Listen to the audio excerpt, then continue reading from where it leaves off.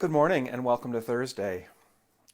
It's difficult to believe. It's impossible to believe that there's anybody who would continue to downplay the events of the day of the insurrection of January 6th. That when the vice president was threatened with a gallows, when law enforcement were bludgeoned, one of them to death.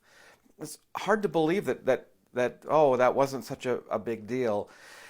And it's easy to be discouraged by that. Oh my God, is it easy to be discouraged? And so I thought this morning, we need a morning boost like Hodakotbi does.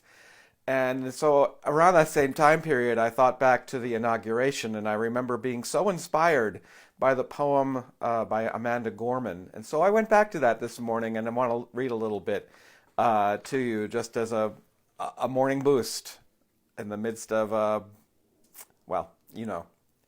So, Amanda Gorman says, when day comes, we ask ourselves, where can we find light in this never-ending shade? The loss we carry, a sea we must wade. We've braved the belly of the beast.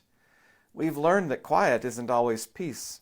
And the norms and notions of what just isn't always justice. And yet the dawn is ours before we knew it. Somehow we do it. Somehow we've weathered and witnessed a nation that isn't broken, but simply unfinished. We are the successors of a country and a time where a skinny black girl descended from slaves and raised by a single mother can dream of becoming president only to find herself reciting for one. And yes, we are far from polished, far from pristine, but that doesn't mean we are striving to form a union that is perfect.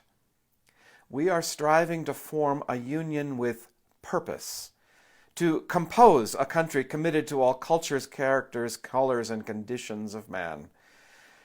And so we lift our gazes not to what stands between us, but what stands before us. I was inspired by those words then, and I'm glad I returned to them today to be inspired once again. Let's hold that in front of us, so that we're not trying to make a country that's perfect, but one with purpose. A purpose I believe we can all agree upon. Well, at least you and I watching this can agree upon. A country composed of all cultures, colors, characters, and conditions of humankind. Have a grateful day.